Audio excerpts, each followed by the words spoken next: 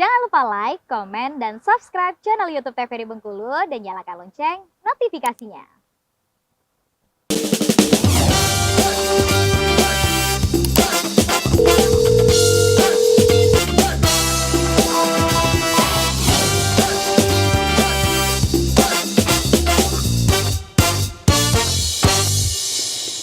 Ya pemirsa, Anda kembali menyaksikan Dokter Kito bersama Kita Sehat. Edisi hari ini membahas tentang hepatitis. Dan kita ada di segmen pamungkas, segmen terakhir.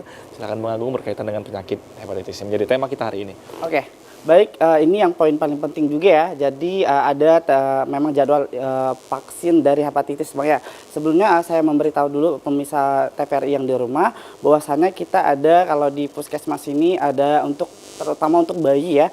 Jadi udah ada namanya vaksin hepatitis atau itu HB0.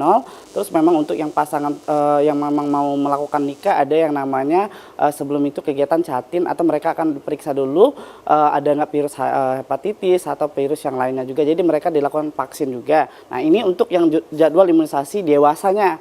Jadi tapi yang ini kalau kita di puskesmas biasanya dari kementerian memang gratis Bang ya. Kalau ini vaksinnya bayar gitu. Oke. Jadi umum ya dari untuk dari kelompok usia dari 19 tahun sampai dengan kurang lebih 60 tahun bisa untuk melakukan vaksinasi hepatitis gitu ya. Untuk kebaikan diri sendiri dan kebaikan keluarga apa salahnya jadi gitu ya. alangkah Bang, lebih baiknya untuk menghindari penyakit hepatitis nggak apa-apa kita menyayangi diri sendiri gitu ya kan, lebih aware lagi untuk terhindar dari penyakit hepatitis. Jadi kita bisa melakukan vaksinasi secara umum di rumah sakit gitu. Oke, Jadi daripada kita kena penyakit hepatitis dan Ya. kita harus mengobati jauh lebih sulit, jauh lebih menghabiskan waktu, tenaga, pikiran ya Bang, dan uang juga tentunya ya Bang. ya materi juga ya balik lagi ya. Tapi ini untuk yang pertama ada hepatitis A, hepatitis B, terus hepatitis A, hepatitis B. Jadi ada 4 kategori. Terus memang dilakukan ada 2 dosis, 3 dosis dan 1 dosis pertama. Bisa dari 0 bulan, 6 sampai 12 bulan dilakukan berapa kali gitu. Tapi ini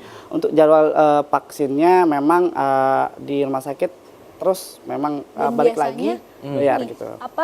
Vaksin ini sendiri tuh pada pasien yang emang dia beresiko ya. Oke. Yang tadi misalnya kayak nakes gitu. Biasanya sebelum kita masuk ke suatu instansi pun apalagi yang berhubungan langsung ya, kayak perawat hemodialisa atau misalnya ini tuh kita emang diminta untuk vaksin booster ya, Oke. terutama untuk vaksin hepatitis A, B dan juga C. Target utamanya adalah Betul. kelompok-kelompok yang lebih beresiko. Yang lebih beresiko, betul. Oke. Apalagi yang udah tinggal satu rumah sama orang yang hepatitis itu juga beresiko. Jadi vaksin lah seperti itu.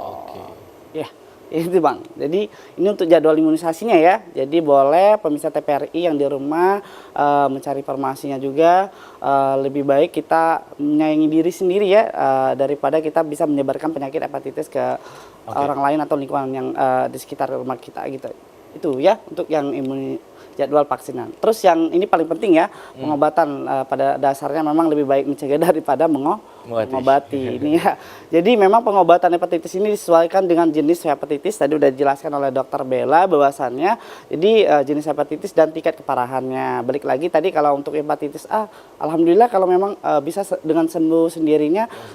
Ingat ada tanda kutip memang kondisi tubuhnya memang harus fit, terus memang melakukan pola hidup yang sehat, jadi bisa sembuh dengan sendirinya. Tapi dengan untuk hepatitis B dan C atau D dan E gitu, terus memang harus metode pengobatannya beda lagi gitu, tidak sembuh dengan sendirinya, yang memang harus dilakukan melalui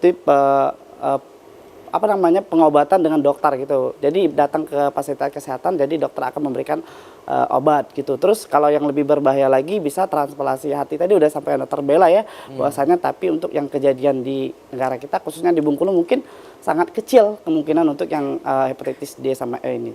Itu Bang pengobatannya. Baik lagi untuk pemirsa TVRI, jadi kalaupun memang ada gejala, ada memang di keluarga kita ada memang terdiagnosa penyakit hepatitis, lebih sadar, lebih aware lagi. Jadi segeralah datang ke fasilitas kesehatan. Kami tenaga medis sangat menerima gitu, memang sangat cepat tanggap juga. Jadi jangan takut, jangan kita minder kalau kena penyakit ini. Jadi jangan kita down, harus segera datang ke fasilitas kesehatan, temui dokter. Jadi kita akan segera melakukan tindakan gitu. Untuk segera mengobati. Oke Bang, Betul, Bang. terima kasih. Silakan. Nah, terakhir dokter, singkat saja pesan pada seluruh masyarakat berkaitan dengan tema kita hari ini, hepatitis. Iya, jadi sebenarnya hepatitis ini adalah penyakit hepar peradangan yang bisa disembuhkan, ya pemirsa, yang bisa disembuhkan dan penanganannya pun kalau misalnya semakin cepat datangnya dan dengan kondisi yang akut, itu juga lebih penanganan dan pengobatannya lebih cepat dan lebih baik gitu. Jangan sampai udah timbul komplikasi gitu. Dan untuk tenaga-tenaga medis, terus juga orang-orang yang beresiko, orang yang tinggal dengan pasien hepatitis seperti itu, lebih baik mencegah terlebih dahulu daripada kita mengobatin. Jadi nggak apa-apa, lakukanlah vaksin booster untuk hepatitis ini sendiri, seperti itu. Oke, sekali lagi terima kasih Dokter Bella dan juga Bang Agung sudah hadir di studio TVRI Bengkulu, karena tidak terasa sudah hampir 1 jam kita ngobrol berkenaan dengan penyakit hepatitis, dan harapannya tentu ke depan edukasi berkenaan dengan penyakit ini dapat diterima dengan baik oleh masyarakat dan juga masyarakat dapat mengkonsultasikan kesehatannya di tenaga kesehatan terdekat supaya tidak terkena penyakit hepatitis, dan termasuk doa bersama untuk kita supaya tidak terkena penyakit ini ya Bang. Dan akhirnya saya Posisi Regar mewakili seluruh kerabat kerja yang bertugas pamit undur diri. Terima kasih atas kebersamaan Anda. Assalamualaikum warahmatullahi wabarakatuh dan sampai jumpa.